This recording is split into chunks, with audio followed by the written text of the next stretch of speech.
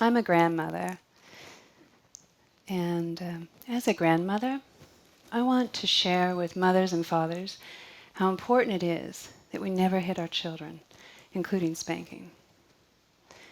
My granddaughter, she just started kindergarten, and she loves school. And I mean, she loves everything about school, except for this one thing, reminder sticks. She tells me that if you don't do what the teacher tells you to do, you have to give her a reminder stick. But the trouble is, you only have 3. And if you give up all of the 3 reminder sticks, you have to sit out recess and watch the other children play. And she's really worried, that one day she's going to lose all 3 sticks. And she says, Jack, he loses all 3 sticks every day, Grandma. And I'm aware of how stressful this is because she begins to play this game with me, where she's the teacher taking away reminder sticks, and I'm basically Jack.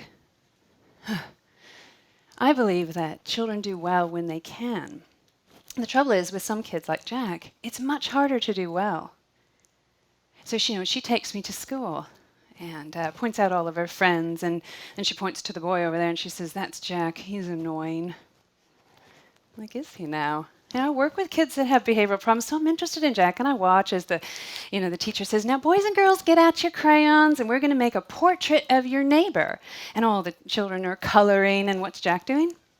Oh, he's humming, and he's picking the paper off the crayons and breaking the crayons in pieces, and he takes this little nub of a black crayon and starts making this big, fat scribble. Now, the rule is you don't have to keep the portrait if you don't like it, if you don't like it. And so, of course, Jack's scribble portrait goes right into the trash can. Then it's activity time, and you have to get an activity out of the cabinet. And so Jack, he's rifling through the cabinet, can't find anything of interest, so he snatches the pieces from the boy next to him and sits on them. And this goes on all day long. I mean, you gotta love Jack. I had a mother once tell me, "You only love these kids because you know what to do with them." Isn't that the truth? But I didn't always know what to do with them. My son, he was one of those little wiggle worm, squeaky noise makers that always had to sit right next to the teacher. Those of us that work with young children that struggle know that often they come from homes where their relationship to their parents is stressed.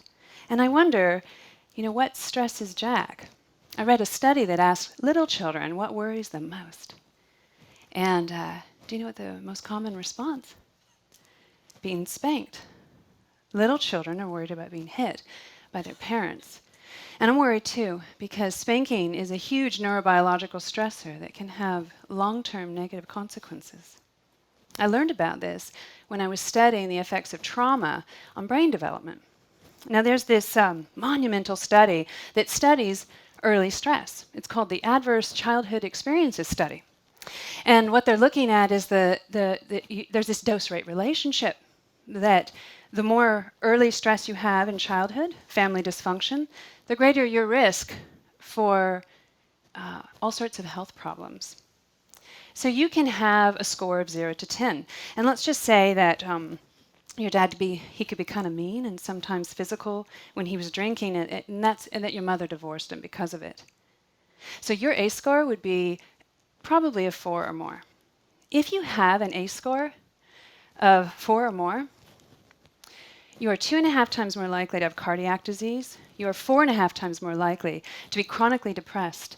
You are 5 times more likely to struggle with alcoholism, 12 times more likely to attempt suicide when you're a teenager, and 13 times more likely to be an IV drug user. 1 in 6 middle-class Americans have an ACE score of 4 or more. And if your ACE score is 6 or more, your life expectancy is 20 years less. My ACE score is an 8. The findings of this study are that adverse childhood experiences are the leading cause of illness, death, and poor quality of life in the United States. So what is at the root of this family dysfunction? Well, it's family violence. I worry, is Jack worried about being hit? After all, statistically speaking, either you or the person sitting next to you on either side has been physically abused by their parents as children. And I don't mean spanking. Domestic violence against children is over twice the rate of spousal abuse. And in this country, several children will die today from physical abuse at the hands of their own parents. And we know that physical child abuse usually begins with physical punishment.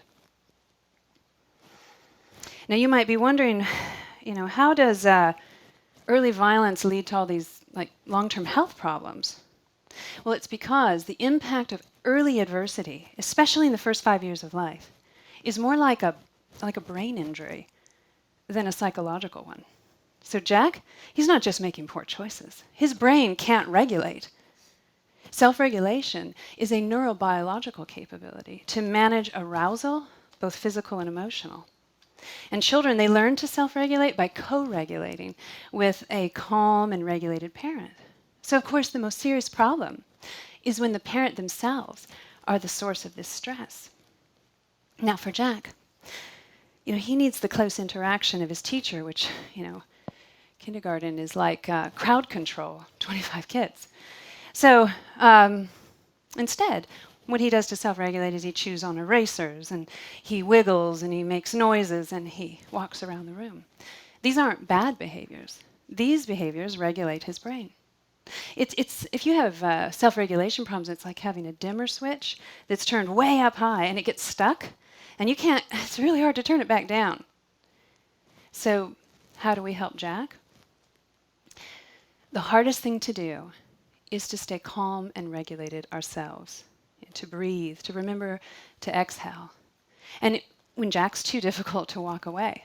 But if you can hang in there, then you mirror him. Like, how awful that your artwork is in the trash can. And enjoy him, because mutual enjoyment is regulating to the brain, and it's very nourishing to brain development. So self-regulation, it's like the foundation to further development. If you have problems early on, like if Jack has trouble early on, it can affect the ongoing development of his brain. And so the impact of early stress, sometimes you can't see it until Jack's a teenager. Neuroscience, they call it the time bomb effect. An example of this is a study of over 8,000 adolescents, and they found that the number of times they're hit as children correlates directly to the frequency that they will binge drink in adolescence. It just goes up and up and up. It's like, whoa. Jack, he went from being annoying, he reaches adolescence and he becomes a bully. He starts binge drinking because he can't feel good.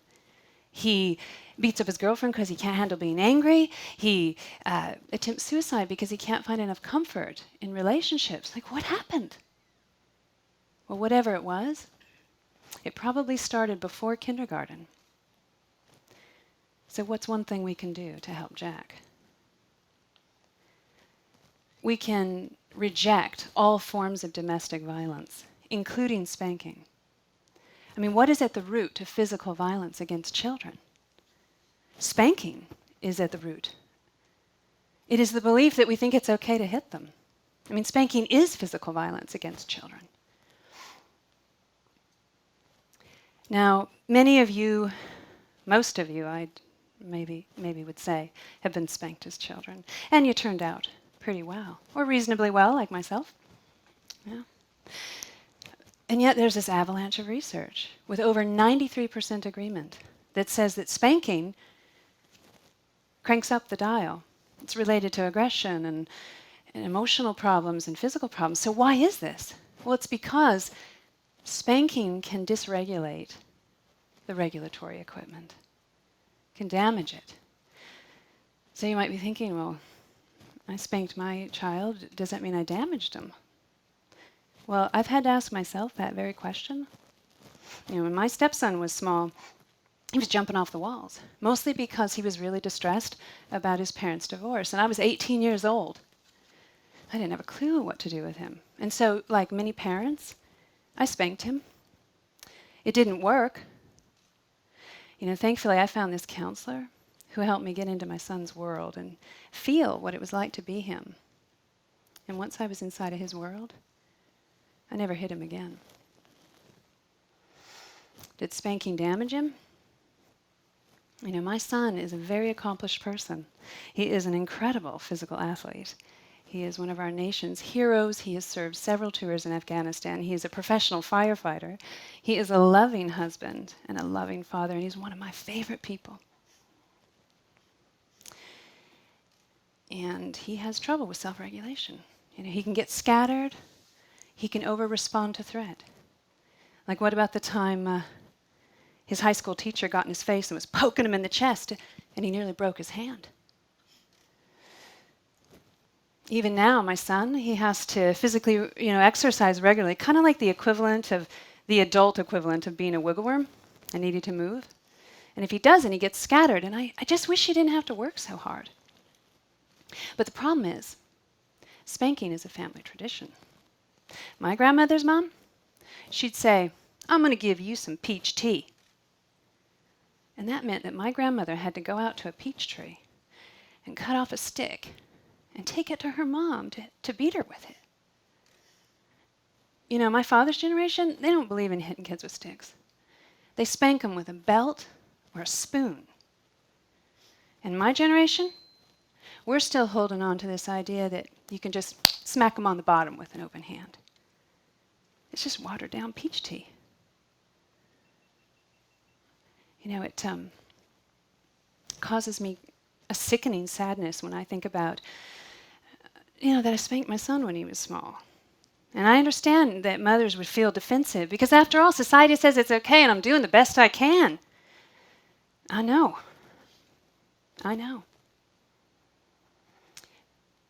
But I think we owe it to our children to reject spanking. We have to stop giving stressed out parents permission to strike their children. 50% of toddlers are hit more than 3 times a week. Can you just imagine how you'd feel if your spouse was smacking you a couple times a week? Spanking is sanctioned violence against children. If we were to end spanking, we would change the brains of an entire generation. How do we help Jack? We got to slow down.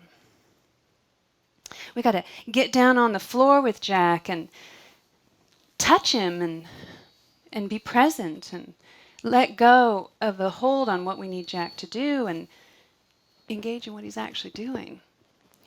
Treasure his scribble portraits and mirror his frustration and pick the paper off the crayons with him and let him feel just how much we really love being with him. And if you see another child being hit, stand up and say, "Stop. Thank you."